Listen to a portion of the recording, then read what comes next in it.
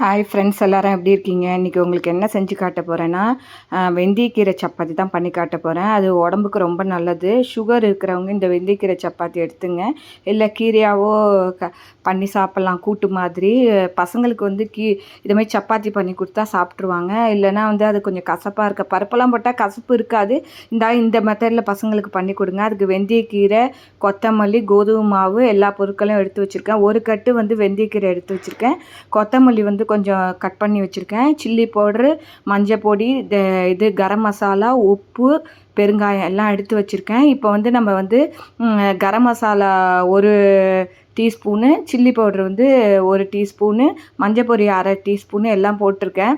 உப்பு உங்களுக்கு தேவையானது, பெருங்காயம் எல்லாம் போட்டு வச்சுருக்கேன். மாவில் அந்த பவுடர்லாம் ஃபஸ்ட்டு போட்டு, இந்த மேத்தியோட இலை இருக்குல்ல, வெந்தயக்கீரை இலை, அதையும் போட்டு கொத்தமல்லியும் போட்டு நிறையா நம்ம கலந்து விட்டு எல்லாம் உப்பு எல்லாமே போட்டாச்சு. இதுக்கு தேவையான எண்ணெயோ நெய்யோ உங்களுக்கு எது வேணாலும் ஊற்றலாம். இல்லை பட்டர் கூட ஊற்றலாம். சப்பாத்திக்கு எப்படி பசையுமோ அது மாதிரி இந்த கீரையெல்லாம் நல்லா மாவோடு சேர்ந்துரும்.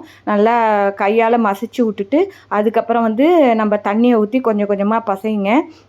இந்த வெந்தயக்கீரை சப்பாத்தி என்னென்னா நல்லா ஊறணும். இப்போ நம்ம வந்து சக்கரவள்ளி கிழங்கு சப்பாத்தி பண்ணும்போது அது கொஞ்சம் சாஃப்டாக இருக்கிறனால சக்கரவள்ளி ஊற தேவையில்லை. கொஞ்சம் உடனே பண்ணிடலாம், இல்லை ஊற வச்சும் அதை பண்ணலாம். ஆனால் இது வந்து நார்மல் நம்ம சப்பாத்தி மாவு மாதிரி தான். அதனால் ஒரு 1/2 ஹவரோ 1 ஹவரோ ஊறுங்க. இல்லைன்னா வெதப்பான வெந்நீரில் பசைஞ்சு உடனே நீங்கள் ஒரு 10 நிமிஷத்தில் தட்டலாம். அந்த பாருங்கள், தட்டியாச்சு, பசைஞ்சாச்சு. இப்போ கொஞ்சம் நெய்யை ஊற்றி நம்ம மேலே அதை வந்து ஒரு வாட்டி இன்னொரு வாட்டி நல்லா பசைஞ்சிட்டு மேலே வந்து சாஃப்டாக இருக்கணும்ல, அதனால் கொஞ்சம் ட்ரை ஆகாத இருக்கிறதுக்கு மேலே தடவி நம்ம வந்து ஒரு மூடி போட்டு மூடி வச்சுருவோம். நான் இதுக்கு வந்து தொட்டுக்கிறதுக்கு வந்து ஊறுகாவோ ரைத்தாவோ என்ன வேணாலும் சாப்பிட்லாம். இதில் வெறுமையே சாப்பிட்லாம், ரொம்ப நல்லா தான் இருக்கும். வெறும் தயிரை தொட்டுன்னு கூட சாப்பிட்லாம்.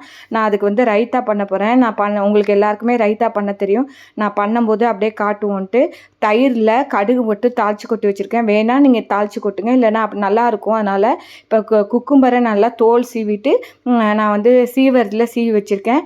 குக்கும்பரில் நிறையா தண்ணி இருக்கிறதுனால அப்படியே போடாதீங்க, புழிஞ்சிட்டு போடுங்க.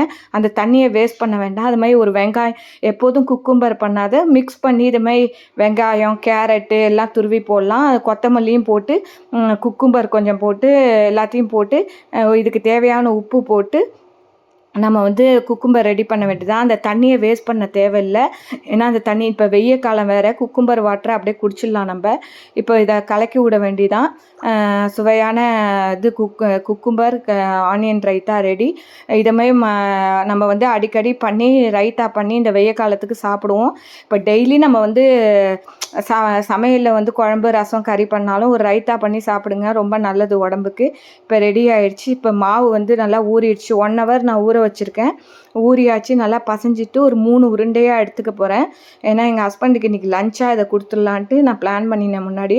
அதனால் இப்போ இதை வந்து நம்ம சப்பாத்தி இப்போ இது மாதிரி இது சாஃப்ட், உங்களுக்கு வந்து ரொம்ப கொலன்லாம் இருக்காது. நார்மல் சப்பாத்தி தேய்க்கிறாப்புல நீங்கள் தேய்ச்சி நெய்யோ எண்ணெயோ ஊற்றி நீங்கள் வந்து பண்ண வேண்டியதான். ரொம்ப டேஸ்ட்டாக இருக்கும். நீங்கள் உங்களுக்கு லஞ்ச் பாக்ஸாவோ இல்லை மத்தியானம் லஞ்ச் நீங்கள் வீட்டில் லஞ்சாவோ பசங்களுக்கு வந்து ஈவினிங் ஸ்நாக்ஸாவோ பண்ணி கொடுக்கலாம். ரொம்ப டேஸ்ட்டாக இருக்கும். இந்த பாருங்கள், ஒரு ப்ரெஸ் பண்ணி ஒரு பக்கம் வந்து இதுங்கியாச்சு, மேலே கொஞ்சம் நெய் ஊற்றி நம்ம பண்ண வேண்டியதான். நானும் சாப்பிட்டு பார்த்தேன், சூப்பராக இருந்து. நான் அடிக்கடி பண்ணுவேன். இந்த வின்டர் சமயத்தில் இந்த வெந்தயக்கீரை நிறையா கிடைக்குங்க. அதனால் நான் வந்து இதை வாங்கி பண்ணுறேன். நீங்களும் உங்கள் வீட்டில் பண்ணி பாருங்கள். பிடிச்சிருந்தா என்னோடய சேனலை லைக் பண்ணி ஷேர் பண்ணி சப்ஸ்கிரைப் பண்ணுங்கள். அந்த பாருங்கள், 3 சப்பாத்தி ரெடி பண்ணிட்டேன். எவ்வளோ சாஃப்டாக இருக்குது பாருங்கள். உங்களுக்கு காட்டுறேன் பாருங்கள், பிச்சு காட்டுறேன் பாருங்கள். நீங்களும் உங்கள் வீட்டில் வந்து வெந்தயக்கீரை சப்பாத்தி வந்து நார்மல் சப்பாத்தி எப்போதுமே பண்ணுவோம். இதுமாதிரி வெந்தயக்கீரை, சக்கரவள்ளி கிழங்கு எல்லாம் போட்டு சப்பாத்தி பண்ண பாருங்கள். குக்கும்பரும் உங்களுக்கு காட்டிட்டேன். இந்த பாருங்கள், டிஃபன் பாக்ஸில் எடுத்து வச்சுருக்கேன்.